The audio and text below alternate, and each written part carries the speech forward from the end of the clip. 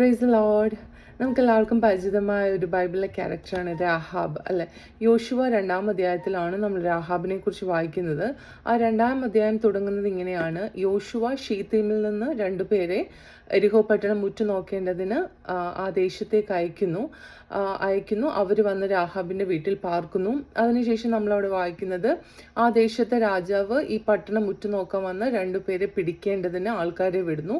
അവർ രാഹാബിൻ്റെ വീട്ടിലേക്ക് വരുമ്പോൾ രാഹാബ് പറയുന്നു, അവരിവിടെ ഇല്ല, പട്ടണവാതിൽ അടയ്ക്കാൻ സമയമായപ്പോൾ അവരിവിടുന്ന് പോയി എന്നവൾ ആ രാജാവിൻ്റെ ആൾക്കാരോട് പറഞ്ഞ് അവരെ അവിടുന്ന് പറഞ്ഞു വിടുന്നതായിട്ട് കാണുന്നു. പക്ഷേ അവൾ യോശുവ അയച്ച ആ 2 പേരെ വീടിൻ്റെ മുകളിൽ ചണത്തട്ടുകളുടെ ഇടയിൽ അവൾ ഒളിപ്പിച്ചിട്ടാണ് രാജാവിൻ്റെ ആൾക്കാരോട് പറഞ്ഞത് അവരിവിടെ നിന്ന് പോയിന്ന്. അതിനുശേഷം രാജാവിൻ്റെ ആൾക്കാർ പോയി കഴിയുമ്പോൾ രാഹാബ് അങ്ങോട്ടേക്ക് വന്നിട്ട് അവരോട് പറയുന്ന ഒരു കാര്യമുണ്ട്. ആ 2 പേരോട് അവൾ പറയുന്നത് ഇങ്ങനെയാണ്: യഹോവ ഈ ദേശം നിങ്ങൾക്ക് തന്നിരിക്കുന്നു. അവൾ പറയുക, നിങ്ങൾക്ക് യഹോവ ഈ ദേശം തന്നിരിക്കുന്നു. അത് രാഹാബിന് എങ്ങനെ അറിയാം യഹോവ ഈ ദേശം ഇവർക്ക് ഇസ്രായേൽ മക്കൾക്ക് കൊടുത്തേക്കുന്നാന്നുള്ളത് രാഹാബിന് എങ്ങനെ അറിയാം? അതിനോടൊപ്പം അവൾ പറയുന്നു, നിങ്ങൾ കാണും നിങ്ങളുടെ മേലുള്ള ആ ഭീതി ഇവിടുത്തെ ജനങ്ങളുടെ എല്ലാവരുടെയും മേളിൽ വീണിരിക്കുന്നു. ഈ ദേശനിവാസികളുടെ ഹൃദയമൊക്കെ ഉരുകിപ്പോയിരിക്കുന്നു. അപ്പം അവൾക്ക് എങ്ങനെ അറിയാം യഹോവ ഈ ദേശം ഈ മക്കൾക്ക് കൊടുത്തേക്കുക എന്നുള്ളത്? അതിൻ്റെ താഴെ അത് 10-ാമത്തെ വാക്യത്തിൽ നമ്മൾ വായിക്കുമ്പോൾ അവിടെ പറയുന്ന ഒരു കാര്യമുണ്ട്: നിങ്ങൾ മിസ്രൈമിൽ നിന്ന് പുറപ്പെട്ടു വരുമ്പോൾ യഹോവ നിങ്ങൾക്ക് വേണ്ടി ചെങ്കടലെ വെള്ളം വറ്റിച്ചതും നിങ്ങൾ യോർദാൻ അരികെ വെച്ച് നിങ്ങൾ നിർമൂല്യമാക്കിയ സീഹോൻ, ഓഗ് എന്നീ രാജാക്കന്മാരോട് ചെയ്തതും ഞങ്ങൾ കേട്ടു. അപ്പം യഹോവ ഈ ഇസ്രായേൽ മക്കൾക്ക് വേണ്ടി ചെയ്തത് രാഹാബ് കേട്ടു, അവൾ അനുഭവിച്ചറിഞ്ഞു എന്നല്ല പറയുന്നത്. ഈ ദൈവം എങ്ങനത്തെ ദൈവമാണ്, തന്നെ ആശ്രയിക്കുന്നവരെ എങ്ങനെ വിടുവിക്കുന്ന ദൈവമാണെന്നുള്ള ഒരു കേട്ടറിവ് അവൾക്ക് ലഭിച്ചു.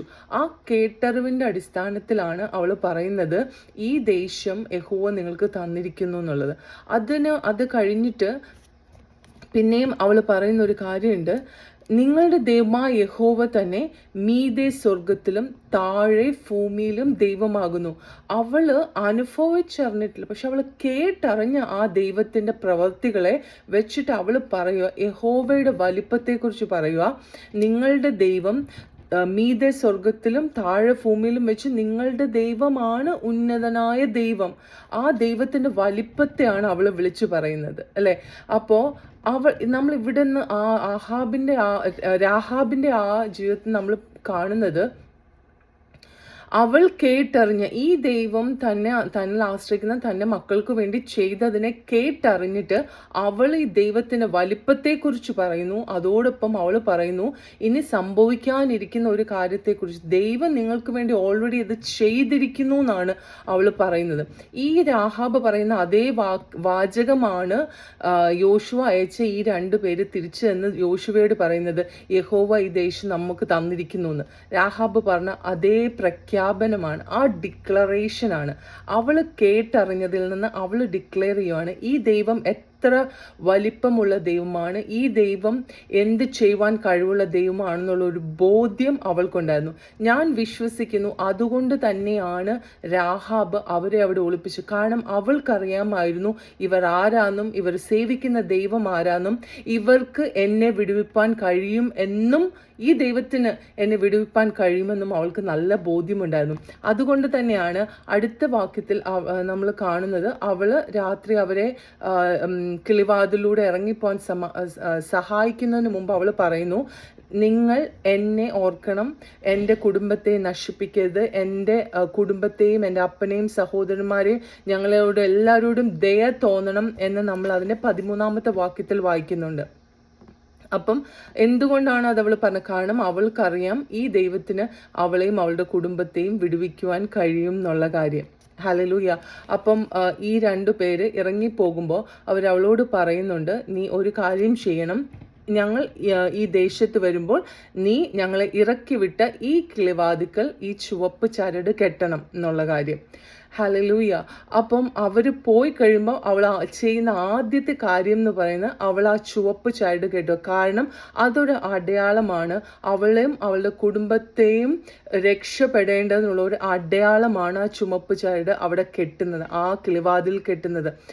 അപ്പം അവള് മാത്രമല്ല, അവളുടെ കുടുംബത്തിൽ അവളുടെ അപ്പന, അമ്മ, സഹോദരന്മാരൊക്കെയും രക്ഷ പ്രാപിപ്പാൻ തക്കവണ്ണം ഇടയായിത്തീർന്നത് രാഹാബ് കേട്ടറിഞ്ഞ ഒരു ദൈവത്തെക്കുറിച്ചുള്ള അവളുടെ അറിവ്, ആ അറിവിൽ വെച്ച് അവളുടെ വിശ്വാസം, ആ വിശ്വാസത്തിൽ നിന്നുകൊണ്ട് അവൾ ആ ദൈവത്തിൻ്റെ മഹത്വത്തെ വർണ്ണിക്കുന്നത്.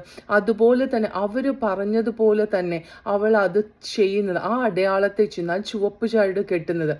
നമ്മളുടെ ജീവിതത്തിലും നമ്മുടെ പല സാഹചര്യത്തിൻ്റെ മധ്യത്തിലും നമുക്ക് മറുപടി ഇല്ലെന്ന് തോന്നിയാലും നമ്മൾ കേട്ടറിഞ്ഞാൽ, നമ്മൾ അനുഭവിച്ചറിഞ്ഞ ജീവിതത്തിൻ്റെ പല സാഹചര്യങ്ങളിലും നമ്മൾ അനുഭവിച്ചറിഞ്ഞ ആ ദൈവത്തെ നമ്മൾ മനസ്സിലാക്കുകയാണെങ്കിൽ, ആ ദൈവത്തിൻ്റെ വലിപ്പത്തെ നാം ഒന്ന് മനസ്സിലാക്കി. കാരണം താഴെ ഭൂമിയിലും മീതെ സ്വർഗത്തിലും അതിന് വേറെ ആരുമില്ല നമ്മുടെ ദൈവത്തെക്കാൾ വലുതായിട്ട്.